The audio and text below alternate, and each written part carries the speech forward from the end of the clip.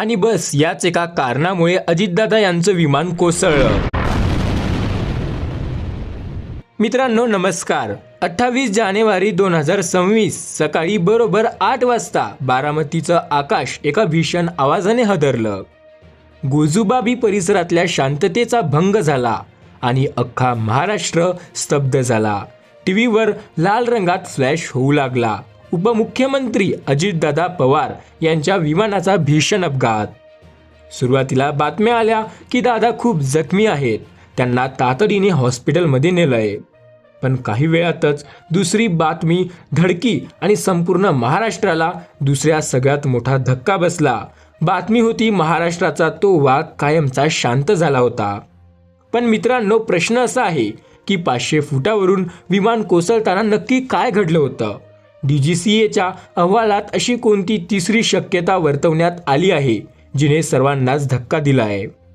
शेवटच्या 10 सेकंदात पायलटने air hostess air traffic कंट्रोलला काय सांगितलं? हा अपघात होता की घातपात होता? आजच्या या सविस्तर रिपोर्टमध्ये आपण या प्रकरणाचा वर्ड टू वर्ड पूर्णपणे उलगडा करणार आहोत।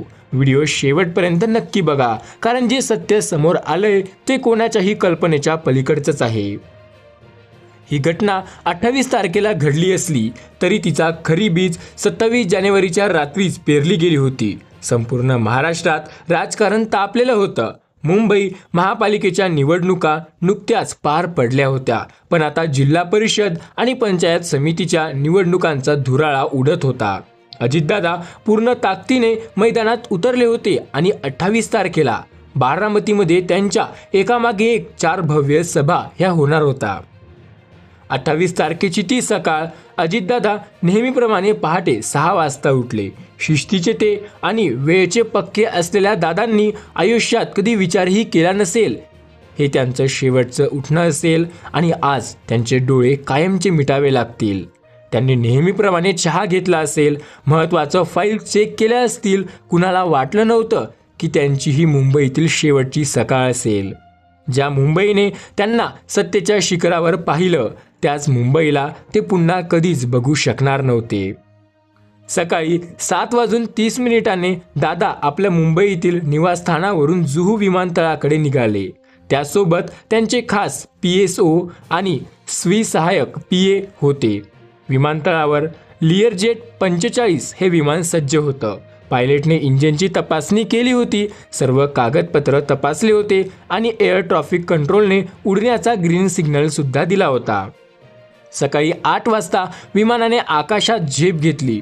मुंबईचं आकाश काहीसं धुरळं होतं, त्यामध्ये काहीतरी धुसळ होतं, पण बारामतीकडे हवामान अगदी स्वच्छ होतं।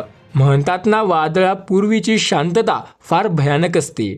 इकडे राजकारण अजितदादांच्या भोवती फिरत होतं। राजकीय वर्तुळात चर्चा होती की निवडणुकीनंतर दादा काहीतरी मोठे निर्णय घेणार आहेत। देवेंद्र फडणवीस आणि एकनाथ शिंदे यांच्यासोबत त्यांच्या गाठीभेटी सध्या खूपच जास्त वाढल्या होत्या। दुसरीकडे शरद पवार आणि सुप्रिया सुळे हे देखील प्रचारात व्यस्त होते, पण नियतीने अजितदादांच्या नशिबाचा शेवट आज लिहूनच ठेवला होता। विमान जेव्हा पुण्याच्या हद्दीत शिरलं त्यानंतर जे काही झालं ते ऐकून सर्वांना धक्का बसला। बारामती विमान अपघात याचं खरं कारण नेमकं काय आहे ते समोर येणार होतं। विमान तर ठीक होतं, पण या एका चुकीमुळे एवढा मोठा अपघात झाला आणि या अपघातामध्ये अजितदादा हे आपल्या सर्वांना सोडून गेले। विमान क्रॅश होण्याच्या आधी, विमानाचा एवढा मोठा अपघात होण्याच्या आधी 10 सेकंदाच्या आधी, त्या 10 सेकंदात, त्या 10 मिनिटात नेमकं काय घडलं होतं? त्या 10 सेकंदात पूर्णपणे होत्याचं नव्हतं झालं। बारामतीच्या हद्दीत विमान शिरलं। विमान हे जोरदार जात होतं, पण अचानक ते 1000, 900, 800 या फुटावर यायला लागलं आणि थेट विमान हे चक्क 500 फुटावर येऊन थांबलंय। आणि त्यानंतर जे झालं त्याने संपूर्ण महाराष्ट्राला धक्का बसला। विमान जेव्हा पुण्याच्या हद्दीत शिरलं तेव्हा दादा उत्साहात होते। त्यांनी आपल्या PAला भाषणाच्या काही महत्त्वाच्या सूचना दिल्या होत्या। त्यांना ठाऊक होतं की बारामतीची जनता त्यांच्यावर किती प्रेम करते, पण जसं किमान बारामती विमानतळापासून अवघ्या काही किलोमीटरवर आलं विमान, तसा विमानाचा आवाज हे अचानकपणे पूर्णपणे बदलला। विमान आता लँडिंगसाठी खाली येत होतं। गोजूबावीचा परिसर स्पष्ट दिसत होता. उंची 1000 फूट, उंची 900 फूट, उंची 800 फूट आणि अचानक शांतता. चिअर पायलटने किंचाळून मेडे कॉल दिला. मेडे मेडे मेडे. मेडे कॉल म्हणजे आणीबाणी. विमानाचा उजवा भाग अचानक झुकू लागला होता. पायलटला एक अंदाजा आला होता की आता काहीतरी मोठं होणार आहे, काहीतरी मोठा अपघात होणार आहे. त्यामुळेच पायलटने सरळ इमर्जन्सी कॉल म्हणजे मेडे मेडे मेडे हा कॉल सज्ज केला. मेडे कॉल म्हणजे ह्या आणीबाणीच्या वेळी वापरला जाणारा एक खूप मोठा कॉल असतो आणि हा कॉल पायलट तेव्हाच देतो जेव्हा तो विमान असो किंवा जो पायलट जे विमान चालवत असतो, उडवत असतो, तो विमान आता अपघातीग्रस्त होणार आहे. विमानाचा उजवा भाग हे अचानक झुकू लागला होता. विमान हा सरळ करण्याचा जीवापाड पायलटनी प्रयत्न केला होता. वैमानिक त्याला पूर्णपणे सरळ करण्याच्या, त्याला कंट्रोल करण्याच्या धावपळीत लागले होते, पण यंत्रणेने प्रतिसाद देणं बंद केलं होतं. खाली जमिनीवर शेतात काम करणाऱ्या लोकांनी हे पाहिलं. एक विमान अतिशय कमी उंचीवर उडतंय आणि त्यातून काहीतरी काळा धूर खूप जास्त निघतोय. कुणीतरी जोरात ओरडलं, अरे हे तर अजितदादाचं विमान आहे. आणि पुढच्या काही क्षणात ते विमान एका भीषण स्फोटासह जमिनीवर कोसळलं. सगळीकडे फक्त धूर आणि रक्ताचा सडा पसरला होता.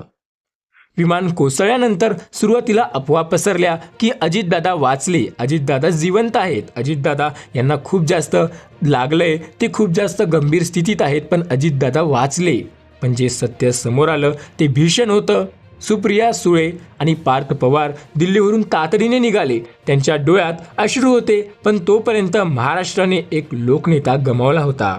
आता प्रश्न उपस्थित झाला, चूक कोणाची? खरंच विमानाचं इंजन खराब झालं होतं का? की मशीनमध्ये काहीतरी तांत्रिक बिघाड झाली होती का? की वैमानिकाची काही चूक होती? की विमानासोबत आदल्या रात्री काही उघडकीट झालं होतं? DGCA या सरकारी संस्थेचा तपास आता समोर आलाय. अपघाताच्या शेवटच्या 10 सेकंदात नक्की काय घडलं? पायलटने एअर होस्टेस आणि जे एअर कंट्रोल ट्रॉफिक होते त्यांना शेवटचा संदेश दिला. त्यात विमानात बिघाड होती की दुसरं काही होतं? फॉरेन्सिक रिपोर्टमध्ये एका तिसऱ्या शक्यतेचा उल्लेख आहे, ज्याने तपासणी दिलाच आता लवकरच येईल. पंतप्रधानांनी स्वतः या घटनेची माहिती घेतली आणि मुख्यमंत्र्यांनी उच्चस्तरीय चौकशी याचे आदेश दिले. अजितदादा पवार एक असा नेता ज्याने संपूर्ण महाराष्ट्राच्या राजकारणात स्वतःचा दरारा निर्माण केला. त्यांनी आपल्या जाण्याचे एक शेवटचा संदेश दिला. राजकारणात कितीही वाद असेल तरी एक कार्यकर्ता आणि एक नेता म्हणून शेवटच्या श्वासापर्यंत संघर्ष कसा करावा. बारामतीचा तो वाघ आज कायमचा शांत जरी झाला आहे, पण या अपघाताने उपस्थित केलेले प्रश्न आजही अनुत्तरित आहेत. मित्रांनो, तुम्हाला काय वाटतं? या भीषण अपघाताचं खरं कारण काय असू शकतं? तुमच्या मते खरंच हे तांत्रिक बिघाड होता का की काही घातपात असेल? तुमचं मत आम्हाला कमेंट सेक्शनमध्ये नक्की कळवा.